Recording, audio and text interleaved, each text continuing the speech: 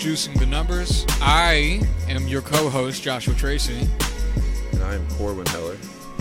And Corwin, what are we talking about today? We're talking about the college football playoffs. And what in particular? Expansion. I actually had to think about that for a second. I got lost. Yeah, it's all good. It's all good. All right, so I know next to nothing about college football in general. This is very much so the brainchild of Corwin. So I'm gonna give you the reins to talk about where this topic kind of came from, and then where you stand on it, and then we can move from there. Does that sound okay? That works for me. All right, take it away. So, for those of you not in the know, which is probably none of you, or all of you, because we have like one listener, 4 years ago, the College Football BCS Bowl Championship Series expanded into the official college football playoff, pitting the top 4 teams in college football against each other as kind of what is essentially the AFC NFC Championship and then the Super Bowl of the NFL. So basically 4 teams, 2 against 2, and then battle it out in the NFL, not the NFL, college football championship game. So is that what the Alabama-Clemson game just was? Yes, that was the national championship in the playoff. Okay, so that was the result of this expansion you were talking about. Mm-hmm. Okay. Like I said, I really don't know anything about this. Just for context, these aren't me trying to guide this conversation in any way. I genuinely don't know. So they had previously under the BCS system, which was the Bowl Championship Series, they had 6 New Year's 6 bowls. That's what they were called. Off the top of my head, it was the rose, sugar, peach, orange, something. I should look that up. Citrus Bowl in there? Nah, I don't think the Citrus Bowl is. Cotton Bowl? Cotton Bowl is definitely one of them. Way to go, Josh. Yeah. Peach Bowl. Fucking Peach Bowl. So, I'm just going to start over because this is a lot of dead air. So, the 6 New Year's 6 bowls, that's a tongue twister, is the Rose Bowl, the Sugar Bowl, the Orange Bowl, the Cotton Bowl, the Peach Bowl, and the Fiesta Bowl. So 3 of those became the 2 play-in games for the championship and then the national championship. And then they had the other 3 rotating around to be just 3 other bowls for the top teams in the country. Basically, of the Power 5 football conferences, if they are eligible, the champion of each one of those is granted into being able to play in one of the New York 6. And then the group of 5, the highest ranked out of all those, gets the final 12th spot. People didn't like the BCS Bowl system because it usually just led to the 2 hyped teams that just happened to go undefeated or only had 1 loss move on to the championship game, and people didn't really think that was totally fair. So they expanded it into a 4-team playoff, and now there are talks about expanding it further into an 8-team and eventually a full 16-team playoff. So that's what we're going to talk about today, is expanding it into the 8-team playoff. I don't know what you prepared. I have like a whole thing. But so, can I just ask a question? Because I got a little bit lost. That's fine. I'm so good at explaining things, so don't worry about it. All right. So there's the 6 bowls with 12 teams, but that's not the playoffs. That's kind of like where you go? Like you said, they want to expand into a 16-team playoff, but there's 12 right now who are in bowl games. So they're just trying to add 4 more games? So there's a whole string of bowl games that you can play in. Right. It's definitely more than this. Yeah, like I said, the Citrus Bowl, that's not 32 total bowls that they could play in. 6 of them are like the cream of the crop New York Six. Like, that's the top tier of bowls that you can get into. Right. For roughly the top 12 teams in the country. So basically, it rotates through which 3 are going to be for the playoff and which 3 are just going to be for the remnants of the top teams in the country. Right. Does that answer your question? You good? Basically, it would just be expanding the playoff, and the bowls would probably change with it. So the playoffs to get to the bowls? No, it would just be basically what the Sweet 16 is for, like, basketball, or essentially just the football playoff bracket for the NFL.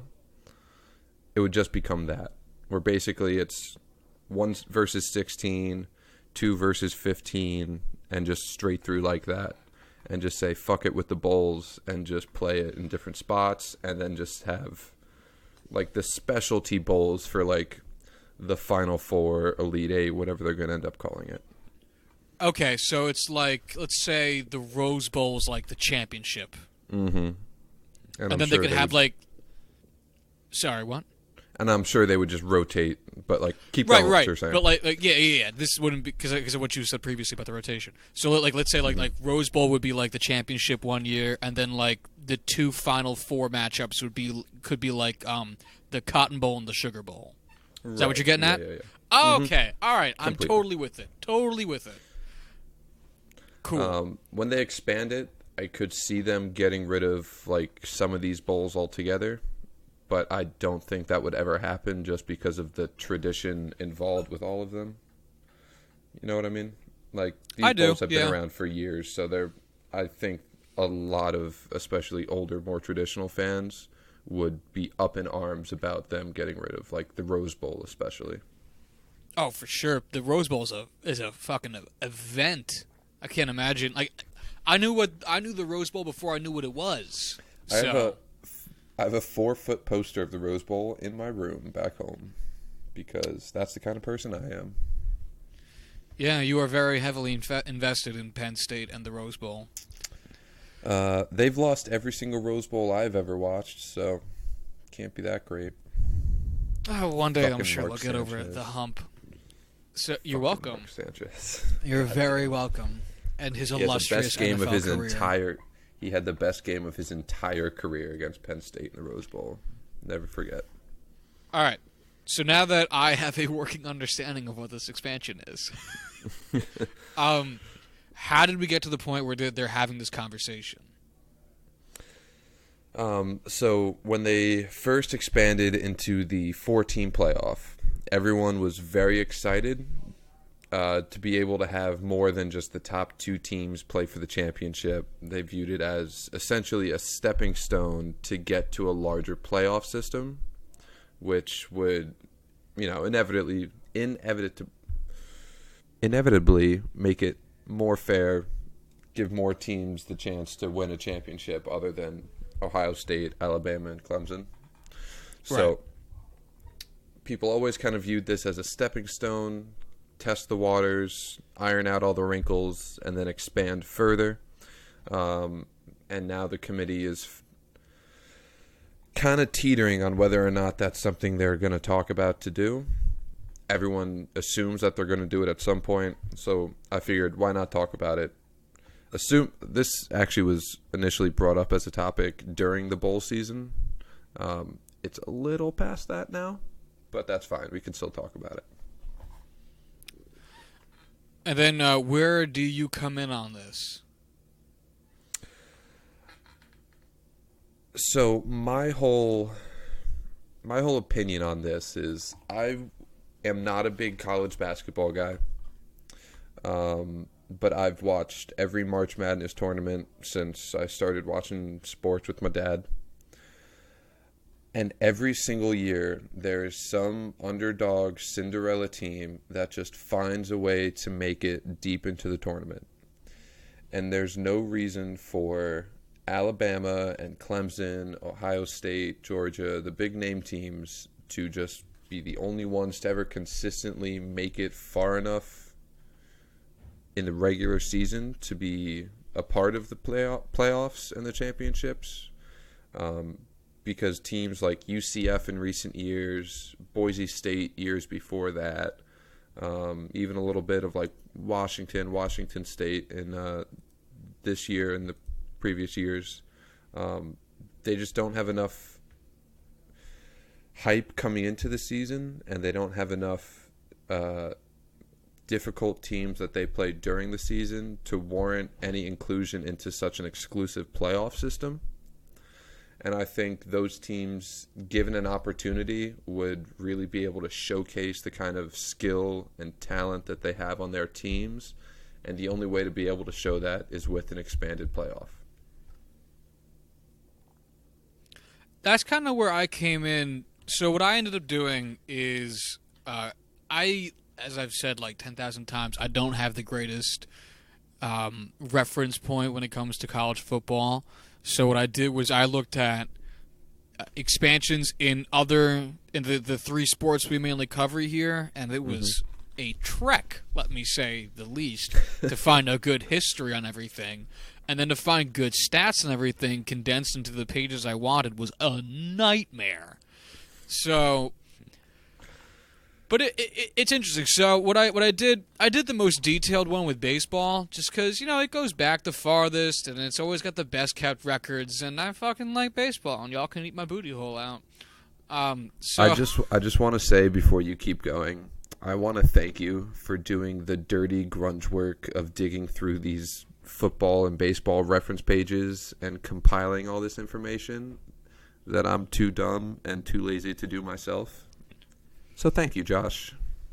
I appreciate it. No problem, buddy. I'm glad it's getting appreciated there. So yeah, what I found in general is that one of the biggest complaints I always hear when it comes to expanding playoffs, because like I've been long in favor of expanding the NFL playoffs, is that people don't want to see teams with worse winning percentages making the playoffs.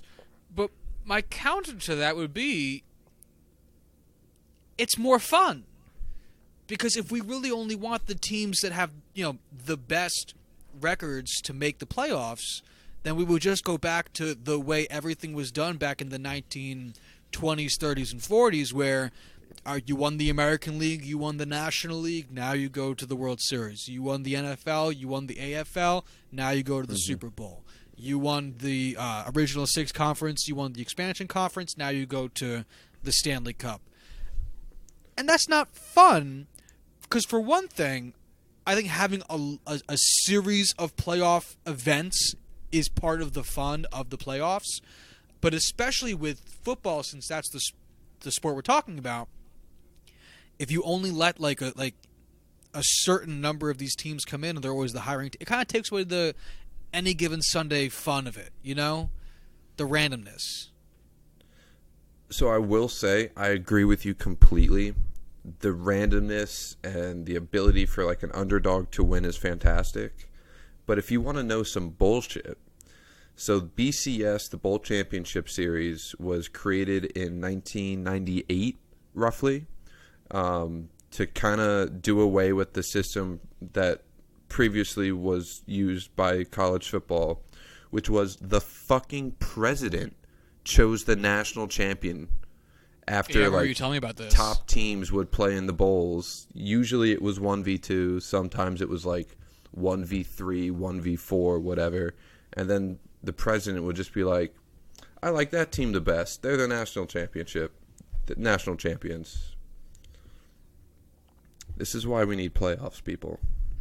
Well, I mean, that's like how there was a bunch, not a bunch, but there was always like a couple different newspapers that picked MVP until it became officially the Associated Press.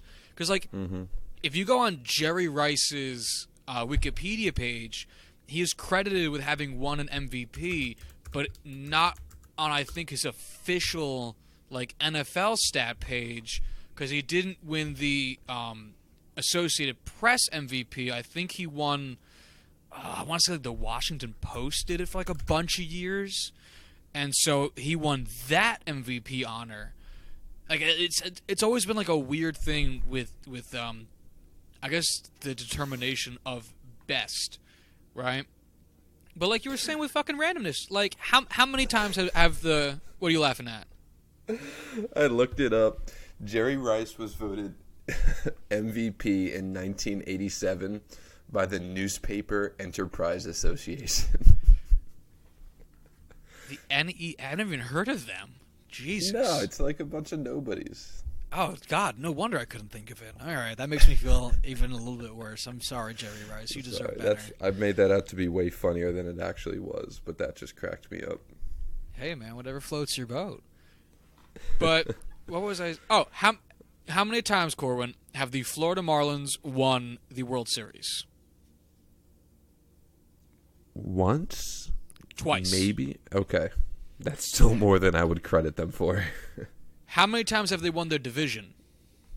0. 0 times. I do know that, yep. We talked about this previously. Mm-hmm. They have never won their own division, and they have 2 World Series titles.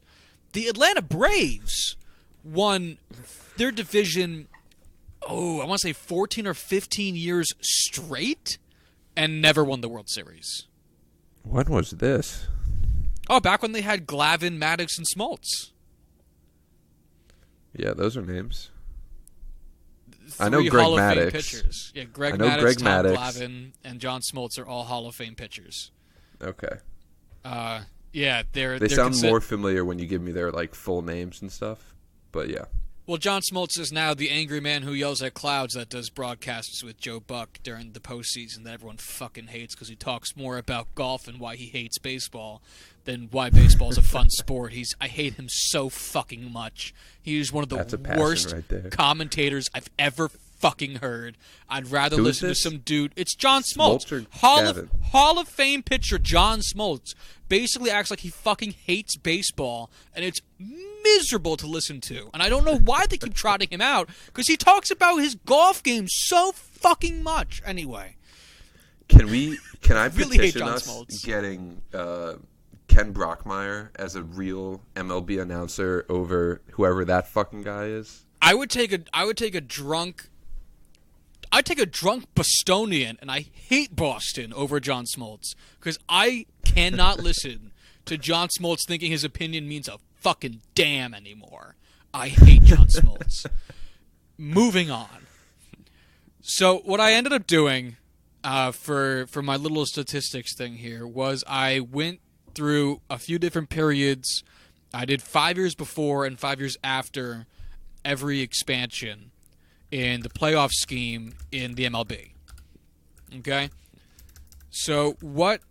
Actually, I started with when the World Series started thereabouts. I have 1905 through 1909.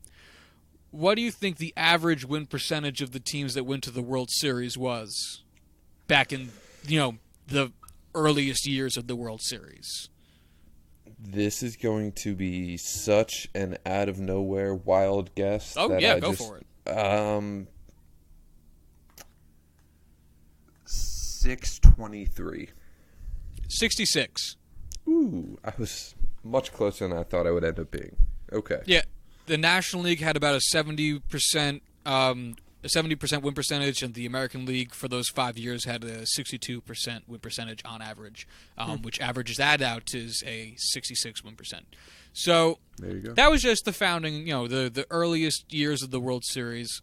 In 1969, they added the League Championship Series. So now 2 teams from the 2 best teams in the National League will play each other, and the 2 best teams in the American League will play each other, and then that winner goes on to the World Series.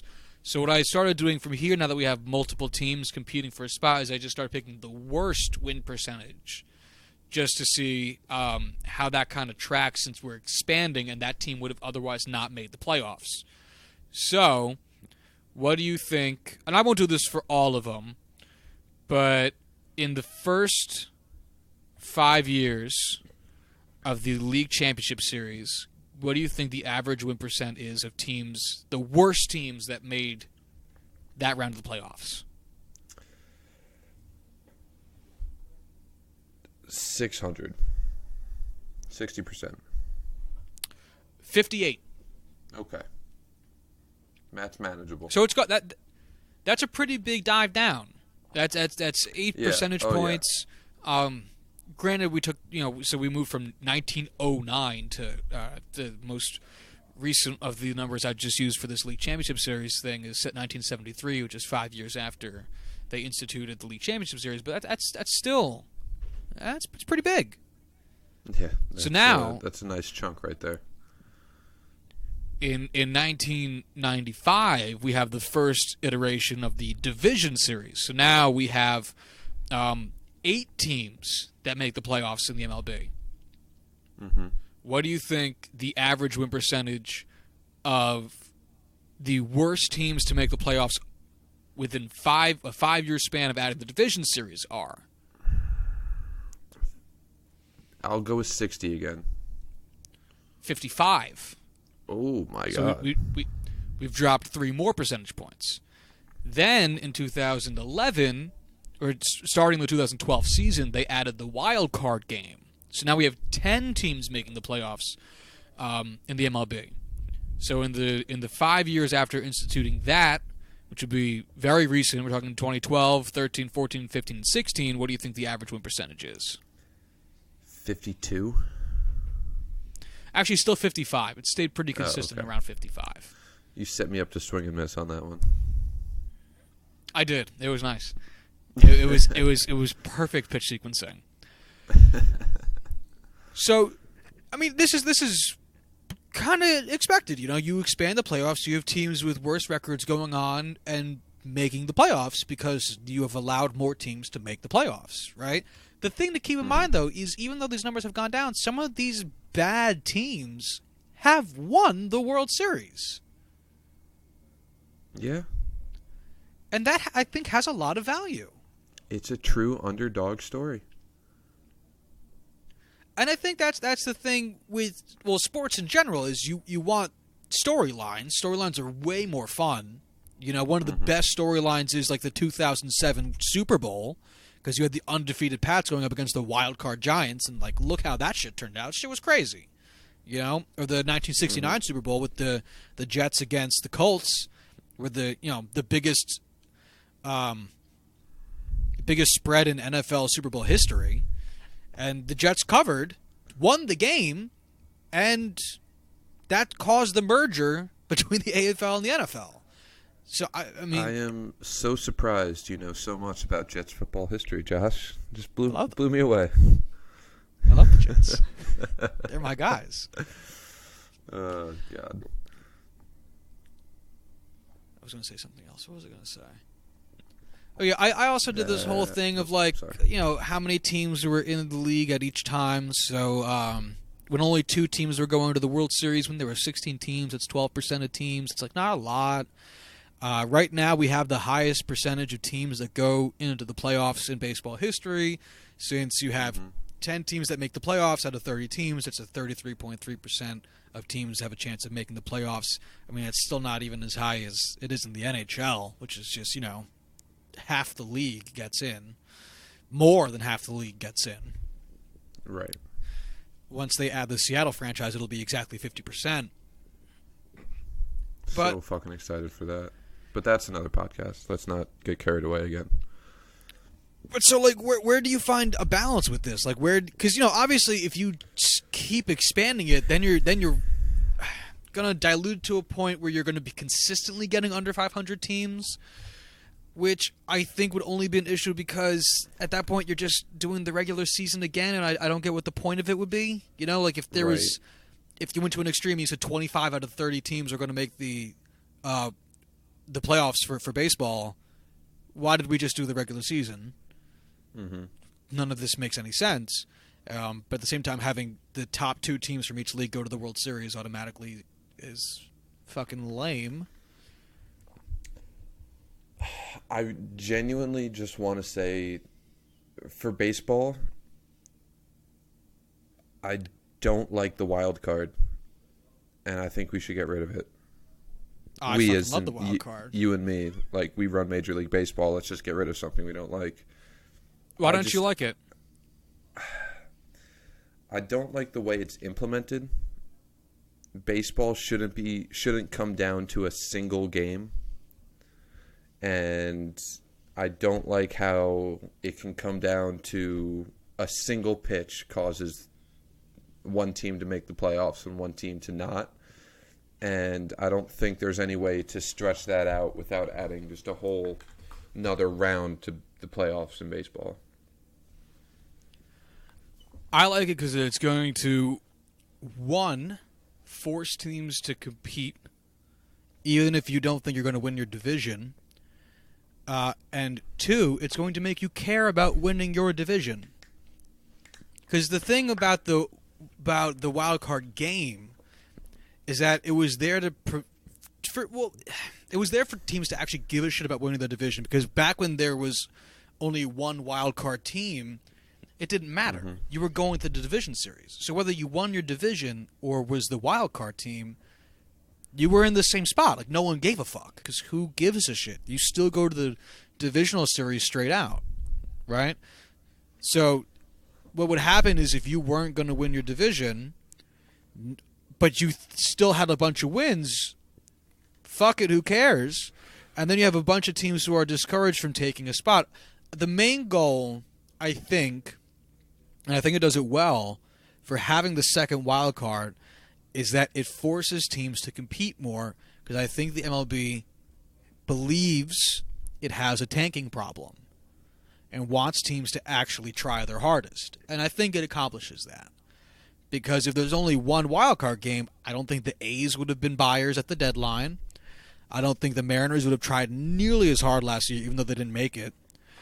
I don't think... I don't think that the Cubs would have given a shit if, like, the Cardinals passed them if there was only one wild card game, because then they would have just gone on to the playoffs in the divisional series anyway, whereas they were trying to avoid a single elimination game. If you think about it like competing for a 163, like a game 163, if you think about it as competing for the opportunity to go to the big boy playoffs, I think it's a much more digestible pill to swallow. But I think this shows the league side of why playoffs are important, in that it gives teams a reason to actually try. Like, could you imagine how few teams would try after the All-Star game if only the best team from each league went to the World Series in today's game? You know, I really fucking hate it when I go first and voice my opinion, and then you come in with sound logic and reasoning, and I have to change my own opinion just to agree with you. You fucking prick. That's what I do best. Get people to swear at me. God damn. But, like, I wouldn't want another team in there. I wouldn't want three wildcard teams. It would just be way too much. Yeah, no, I know what you mean. Like, it's kind of hard with a lot of these leagues just because it's set up so nicely. Like, the NFL, you have 2 wild cards, 2 first-round buys. Well, kind of. Per 2 league. wild cards, yeah, per league. I really like that. And I think that balances really well. Hockey is kind of black magic to me. It just kind of works, and I don't know why. The number of teams works. The way they currently have it set up does not. Like, I still don't understand how that setup works. It's fucking stupid. Granted, I've never tried, but who gives a shit? 4 divisions. The top 3 teams from each division go, plus 2 wild cards from each conference. Mm-hmm. So you end up with 8 teams from each conference. It's so stupid because you hadn't ended up having like a stacked division where like the wild... Like this happened to the Rangers a few years ago where they were the wild card 1 team but outperformed the number 2 and number 3 team from the Eastern Conference. Absolute bullshit. Yep. So we had to play... I mean, now granted, it's still a series. Like, it's not like baseball where it's like a one-off. It's still like a playoff series, but it's still fucking stupid. Yeah. I hate the reasoning behind it, too, because the reasoning that the NHL gave is that it wants more rivalries. but you only play your division, the teams in your division, 5 times a year? Roughly, something like that. I mean, That's semantics at this point. Fucking stupid, because they want you to play every team in the entirety of the NHL twice a year, one home, one away. Fuck out of here with that shit. Give me more games against my division. That's how you make Why do you think after all these years Yankees fans still hate Red Sox fans? It's because we play them 19 times a year. That's so much. And you do it for everyone in your division. Like, why the NHL doesn't focus on constant regular season play between divisional teams, especially since they have a playoff structure that is based on how you perform in your division, but you don't play your own division. It's so fucking stupid. Like the NFL, you have 16 games. 6 of them are against your division, or not division. No, your division. Division opponents. That's how you build rivalries. Of course. MLB is how you build rivalries. I don't give a shit about the Flyers right now. We only play them 5 times a year, so until we play them again, fuck it. Whatever. I feel almost no I feel animosity towards the teams in my division that are better than my team when we are also good. Like right now the Rangers suck, so I don't care that like the Islanders are doing well because we barely play them and we weren't going to compete, and it's like, fuck it, who cares, you know?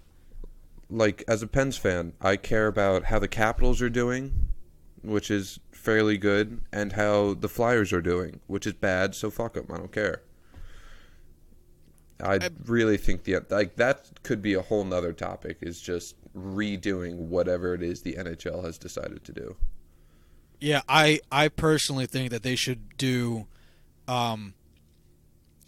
one home or away if they really wanted you to play every team in the NHL. And so that way you're playing half the games against the opposing conference that you currently are. So that opens up 8 games right there that you can distribute amongst the 7 of the teams in your division. I mean, I personally, I would not play an entire conference if we're speaking, or an entire division if we're speaking personally. Like, you know, Rangers are in the Metro, so like I wouldn't play the Central one year and you play the West, and then the next year you play the West and then not the Central. I'd rather watch the Rangers play the Capitals 8-9 times a year and build a fucking rivalry than not give a shit. I forget. Sometimes you forget what teams are even in your division, and it's not because of the size of the division. It's because you play them marginally more than you play every other team. Honestly, I forget that the Carolina Hurricanes are in the Metro Division. I know, every single year. All the time. I always forget them. That team just doesn't make sense belonging in the Metro Division, but that's, again, another topic about how fucked the NHL is. All right, so to bring this back to CFB, okay, college football. So they want to make it 16 teams. But how many teams would you say have like a real outside shot, but still a shot at like contending for a championship game? Actually, let me take a second to pull up the college football playoff rankings of this past year, just so that I could have a reference. Really, let me actually rephrase. 13. Okay. What would you put as the number of schools that would be vying for it each year? Like the NFL has 32 teams that, like, while some are going to suck massive wads, like there's still technically the body of teams that would compete for the Super Bowl. So I think that conversation is hugely dependent on whether or not they expanded to 8 or 16 teams.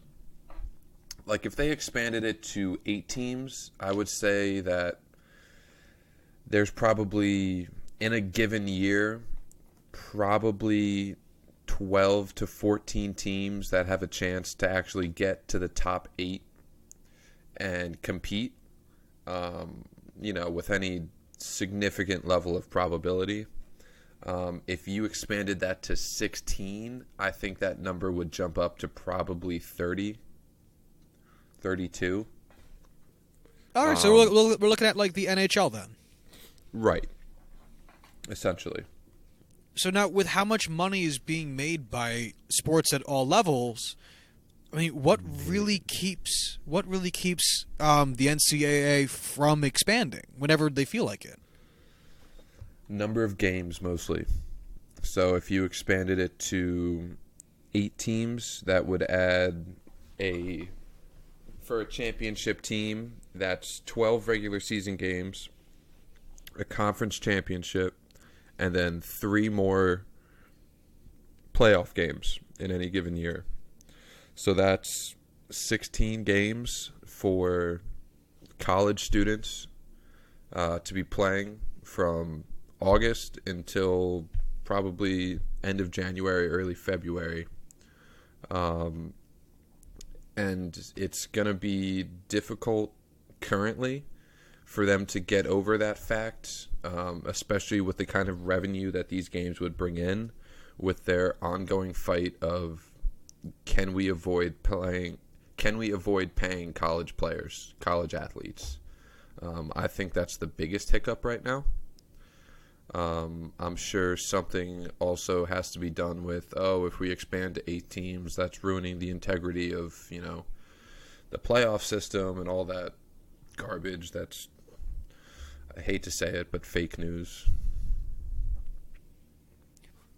I mean, I guess that's fair, though. I'm not... That's tough, because you're right. These are college kids, which is such a monkey in the wrench. Monkey in the wrench. It's such a wrench thrown into the works, because, I mean, it's true. We're talking about kids that aren't getting paid and have yet to be, I guess, drafted or selected by a pro team, so they have no careers as of yet, asking them to play even more. Oh, God. Does the NCAA have, like, a players' union? They should have a players' union. You think the NCAA would allow players to have a union? Oh, but they just... That's the thing. Talking about the NCAA is so fucked up, because the NCAA is so fucked up. In all seriousness, the NCAA is the players' union. That's what's so fucked up about it, is the NCAA is, quote-unquote, out there for the best interest of all student athletes. Oh, God, that is just such bullshit. Oh, God. Mark Emmert is a just vile human being. We need the... He's the commissioner of the NCAA, FYI. We need the... what's his fucking name? Marvin Miller. We need the Marvin Miller for college athletes. I have absolutely no idea who that person is. Marvin Miller, my friend. Marvin Miller is one of the most important names in sports history. He is the man. Like an asshole. He is the man who defended Curt Flood when he stood up against the Supreme Court. He is the man that brought free agency to baseball and allowed players to get paid what they're worth. He is the man that started and brought actual meaning to the MLB Players Union, the MLBPA, the MLB Players Association, which then spread to every other sport as they saw that players were being treated as commodities and not the providers of the product. Marvin Miller is one of the sports icons and should be in the Baseball Hall of Fame, although for some reason asked politely not to be, which I don't understand. But if it's what he wants, it's what he wants. I love Marvin Miller so fucking much. He deserves everything in life. Reason number 36 for this to be a video podcast. Josh is doing his best Martin Luther King I Have a Dream impersonation as he was retelling that story. Please let us still be friends when we're 80 years old, just so I could see what senile storytelling Josh is going to be like. It's going to be fantastic. Legit, though, I fucking love Curt Flood. He was my guy. Marvin Miller's awesome. And definitely a name everyone should know. But they need that guy to bring some sense of justice to it. So if they expand it to 16 games, though, or right? 16. No, 16 16 teams. 16 teams. How many games are we looking at for a team that would play in the championship game? 12, 13 if they're this is like the absolute maximum they could play. Of course, but of course. 12 regular season, one conference is 13 plus the round of 16, Elite 8, Final Four, and the national championship. That's 16 games, 17 games. Fuck, that is a lot to ask of college kids. It really is. Like 18-year-old kids fresh out of high school playing 17 games against guys who are going to be playing and starting on NFL defensive lines next year type deal. So where would you put as the final marker for where this should like if you became the lord of college football, where would you make things? I would think if I was the lord of college football, which I sure hope I can be one day, I think I would have it be. I'm trying to think of what the right number would be. I think the top 4 teams should be able to have like a bye week. And then have essentially, would that be 12 total teams then? Or 10? Yes. 12. Okay. I feel like I might have to draw this out just to visualize it. I'm going to do because I don't care. So then you'd have 6 games. And then, but that would cut down to... we cut out of 6 teams afterwards. Okay. So then you have 10 teams because you had the 4 on bye. So then you have 5 games. That doesn't really add up nicely. You know? This is your fucking thing, man.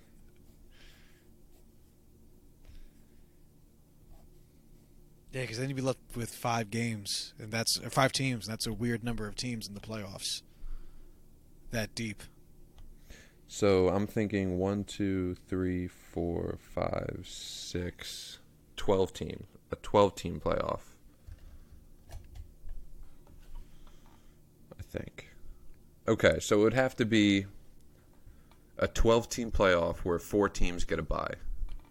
So then you have 8, so then you have 4 games, 4 people come out, and then you'd have 8 again. Yeah, that works out. Yeah, okay. That works well. I well. just had to visualize it. Yep. Yeah. And honestly, the top 12 teams this year, I mean, you have Alabama, Clemson, Notre Dame, Georgia, Oklahoma, Ohio State, Michigan, UCF, Florida, LSU, Washington, and Penn State. I'm not saying Penn State or Washington or, hell, even Florida had a chance to win it all this year against Alabama and Clemson, but it would be a competition, and I think that's the most important thing. So yeah, I think top 12 teams would be a really nice goal to have one day. How do you think this would affect, if at all, the NFL draft by getting to see some players play bigger games? Like, do you think like if a player before the playoffs was like, he could be like a second round dude and then just crush the playoffs against, the stiff competition that the playoffs would be, do you think like there would be fluctuation based on this expanded playoff performance of the NFL draft? I think it would definitely help. I don't know if it would hurt all that much. I mean, getting more exposure against top teams is always going to help players. I think probably the second biggest issue is injuries. I mean, if you're playing 16 games in a season as a kid, going off to the NFL draft, getting hurt is huge, especially with the level of competition that some of these guys are playing at. So we would definitely be seeing, like, it's always a big stink every year when a player gets injured during a bowl game and it negatively affects their draft stock the next year, or they have to sit out another year. And I mean, that's only going to increase as you have more games in a season. But as far as actual talent evaluation, it would only help players. I guess that's why it's good that NFL prospect players have draft insurance. That is true. That is very certainly true. helps. What if this is really going to sound really stupid? So brace yourself. I'm braced. So we're going to say that there's, with the new playoff system, 15 games in a season. Okay? Okay. Provided you play all 15. Okay. What if the NCAA came out and said, all right, but players can only play in 13 of them. So you have to pick strategically throughout the course of your season. Everyone gets 2 games off throughout the course of the year. So that everyone's still playing only 13 games. But the team plays 15. See, as crazy as you sound, there's already a system in place around that. Really? Yeah, so this Yes! was actually the first This is year such that a it's win ever for been the implemented. Jews. But do you know what Tell me a about red it. shirt is for a college player? Yeah. Yeah, it's when So you there's are you're on the team, but you're not like an active member of the team. Right, so it's usually for freshmen who need time to condition themselves and build muscle, work on technique, coming from high school into college. Give them another year of prep working with the team to kind of get them up to college level. This was the first year they implemented a 4-game, basically it's just 4 games in which a freshman could play in while still maintaining their red shirt. So you can play up to 4 games in a season and still use your red shirt and have 4 years of eligibility left. It's kind of like how rookie eligibility works in baseball. Very similar, yeah. There's cutoffs. Yeah. Interesting. I like this. It adds a whole nother layer to, okay, this player is sitting out this game. He didn't get any snaps. Does that mean they're holding him for better games down the season? Or is he hurt? Or it's a whole nother level of speculation that I did not need in my life, because so much of it is already that. But it's definitely something good to see, to be able to get younger players the ball more. Or in Plus, the game, at least. I think it'd be interesting, like, who's the worst team in the Big Ten? Is it Rutgers? Rutgers. By so much. Like, Rutgers could you imagine... Rutgers should not be a Division I school. They should at least shouldn't be in the Big Ten. It's just, I don't... Yeah, they should not be the Power 5. I know so little about college sports, and I know this. Oh, my God. But, like, could you imagine... who's the running back on Penn State? The main guy. This past year? Yeah. Miles Sanders. Do you think you needed him to beat Rutgers this past year? I mean, we played really fucking poorly against Rutgers, but as a whole, no, we did not need him to beat Rutgers.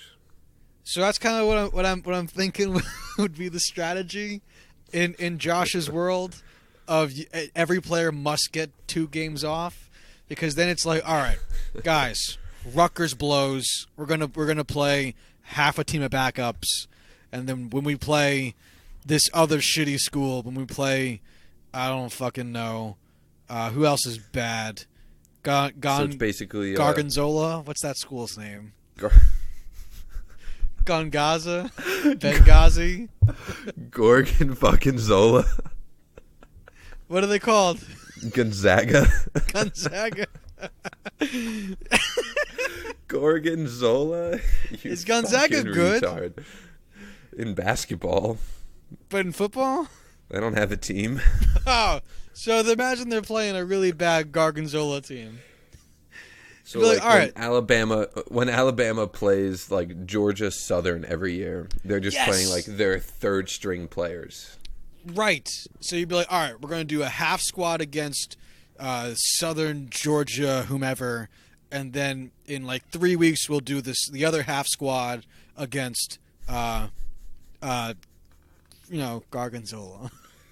Gargonzola. Ministry. Oh, jeez. So where do you see the expansion conversation heading in the next 3 years? I think there's going to be serious talk and hopefully approval of moving it to an 8-team playoff. That's in all likelihood, that's probably going to be the end of it for at least the next decade, which I'm okay with. I think 8 teams is a nice, happy medium between guys that want a full 16 and the committee wanting only 4 teams. I think you'd still get, you get all the Power 5 conference champions in there. You'd be able to get a group of 5 member in there if they perform well enough, and you'll have some at-large bids too. I think so. This year they did say that they were not having any talks about expansion into 8 teams this year. I'm sure that'll start to happen more seriously in the next year or two, but I don't see it expanding any further than that for quite a while. All right. Do you have any closing thoughts in regards to this topic, college football expansion? I'd like to see it implemented. Of course, I'd like to see it expand to more teams. I know that there's a lot of reasons that the NCAA especially doesn't want to do it. I just think that college football as a piece of entertainment, as the tradition that it stands for, as just pure football that we watch on Saturdays, I think in order to keep it growing as a sport, I think there's no way we can expand it. I think that's something that's definitely going to have to be done in the next few years in order to keep the sport going where it's going. Yeah, I mean, as I've said many times, I don't really follow college football because my college did not have a football team. Is basically the only reason I didn't. Where did you go to school, Josh? Ramapo College, upstate New Jersey, up there by Suffern, New York. But anyway, check out the Lafayette Theater. That shit's gorgeous. Anyway.